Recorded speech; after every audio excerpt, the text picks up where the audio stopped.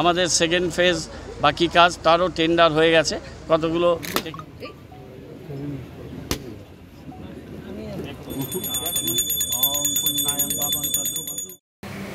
শিলিগুড়িতে পানীয় জলের সমস্যা মেটাতে গজলডোবায় অমৃত প্রকল্পের মাধ্যমে পানীয় জলের প্রথম পর্যায়ের কাজের শিলান্যাস করলেন মেয়র গৌতম দেব।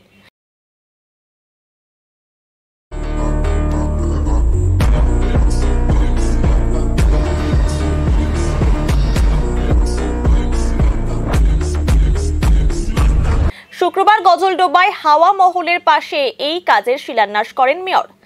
এদিন এই অনুষ্ঠানে শিলিগুড়ি পুর নিগমের মেয়র গৌতম দেব ছাড়াও উপস্থিত ছিলেন রাজগঞ্জের বিধায়ক খগেশ্বর রায়, পুর নিগমের chairman Pratul Chakraborty, deputy mayor Ranjan Sarkar, mayor পরিষদ দুলাল দত্ত সহ পুর নিগমের ইঞ্জিনিয়ার সহ কাউন্সিলররা। জানা গিয়েছে অমৃত 2.0 প্রকল্পের মাধ্যমে প্রায় 511 কোটি টাকা ব্যয় মেঘা পরিশ্রুত পানীয় জলের প্রকল্পের কাজ করা হবে।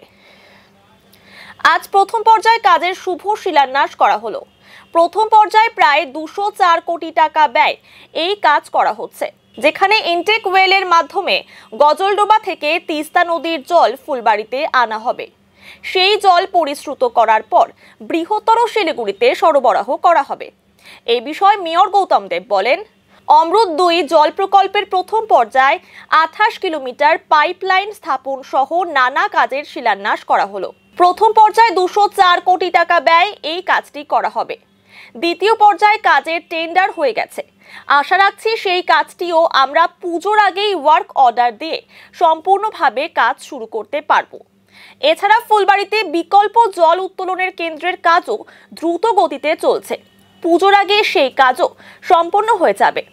খুব দ্রুত অমৃত প্রকল্পের এই কাজ সম্পন্ন করে পরিশ্রুত পানীয় জল সরবরাহ করা হবে বলে জানান তিনি। খুব ভালো একটা শুভ দিন। আমরা আমাদের অমৃত 2 জল প্রকল্পের প্রথম পর্যায়ে 204 কোটি টাকার প্রজেক্ট, 28 কিলোমিটার পাইপলাইন লেইং এবং এর অ্যালায়েড বেশ কিছু কাজ আছে, সেই কাজটা আমরা শুরু করতে পারলাম। আমাদের সেকেন্ড ফেজ বাকি কাজ তারও টেন্ডার হয়ে গেছে কতগুলো টেকনিক্যালিটিস আছে।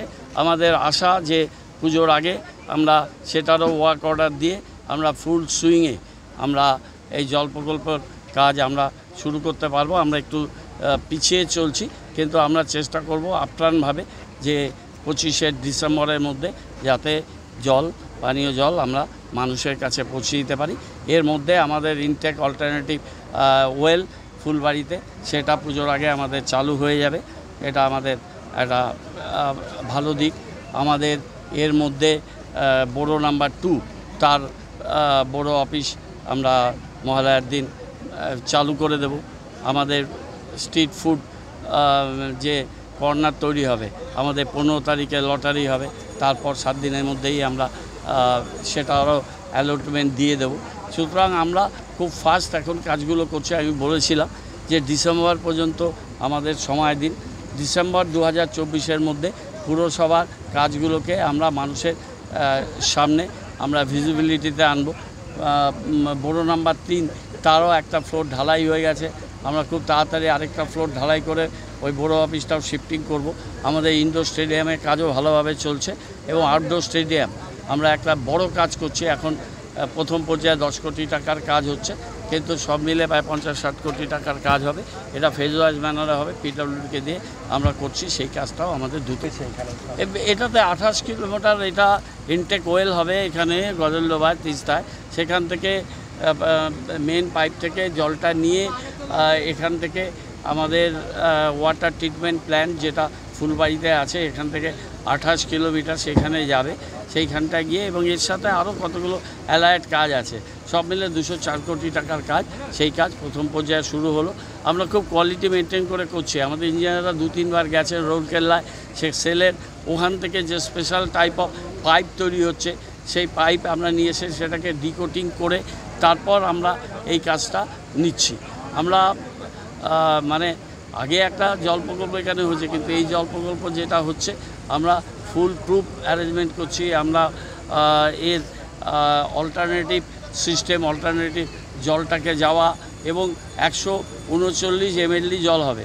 আগে মাত্র 55 MLD জল ছিল এবং এই 139 MLD জলটা মানুষের কাছে পৌঁছলে জলের সমস্যা থাকবে না।